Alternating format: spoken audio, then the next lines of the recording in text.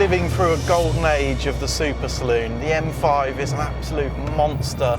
There are so many AMGs, it's hard to keep up with all the different variations. There's the Audi RS models.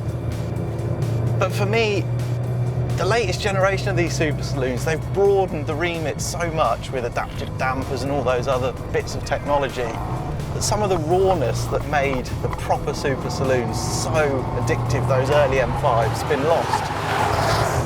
And the last truly great one for me was the V10 M5. Loved that car. It felt like a supercar with a saloon body on. Well, this is Infiniti's take on a super saloon, and it might just bring back that magic, because just up there is a GT-R engine, and this thing promises to be a proper mad supercar super saloon. So we've got the 3.8 litre twin turbo V6, 560 odd horsepower in this car and 440 pounds-foot. Hasn't got the twin clutch gearbox, there's no room for it in this thing. So it's got a 7-speed auto box from the Q70, and it's got the Q70's 4-wheel drive system as well, so not that super sophisticated, complicated and hugely expensive GT-R system. This is a prototype. They are hoping to build this car, but we've got hardly any time in it, just a couple of hours to do stills for the magazine and video. So this is not going to be a super extensive review, I'm afraid, but it gives us a taste of this Eau Rouge and maybe of what Infiniti, how they're going to change their brand values with this car. So I guess I was hoping that this thing would bring back that attitude and that precision of the V10 M5, obviously reinvented for a different package, a different time. But actually you can tell this is not just a GT-R with a saloon car body, it's a much more detailed job than that. And that means it's more refined,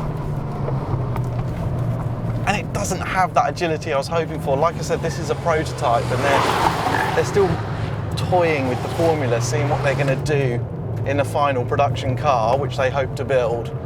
For me, to get people out of M5s and M3s and E63s and all those cars and into an Infiniti, it needs to be mad, it needs to be bonkers, it needs to have some of that GT-R craziness about it. And although the performance is there from the engine, it just feels a little strangled in the mid-range compared to a GT-R.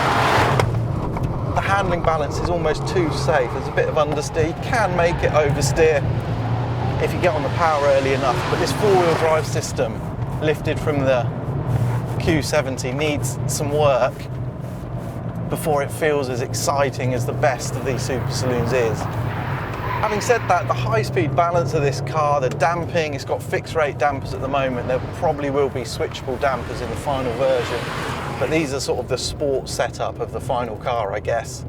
And that all feels really, really good. The car's been engineered by Ray Mallock, race outfit in Wellingborough, only about 5 miles from Evo actually. So they really know what they're doing. And it feels really together for a prototype. I just want it to have a bit more bite. I think they just need to turn everything up a bit. The noise, the aggression, the turn-in response, and maybe the adjustability as well. The chassis just needs a bit more of that detail, that feeling of involvement. So what changes do we know are coming for the final car if it gets signed off? And let's hope it does, because this car has got loads of potential. Well, it needs a quicker gearbox. They haven't got the room for the GT-R twin clutch. Hopefully with their tie-up with Daimler, Mercedes, they might be able to get the 7-speed box from the AMG cars, because it needs that extra speed just to make the car feel more responsive, more exciting. Like I said, the actual way it covers ground is really impressive. The high-speed stuff, the front end's superb. There's a degree of adjustability into the corner. You feel the tail go loose, but then you get back on the power, and too much power's being shifted to the front, so the balance ends up with a bit too much understeer in slow and medium speed. Other good stuff on this car, well, the brakes are superb. They really wanted to work on that and get proper GT-R spec performance, and I think they've got that, and you can tell there's a sort of race team behind it in the way the brakes perform. Stability, fantastic. It just feels like this car is being held back somehow.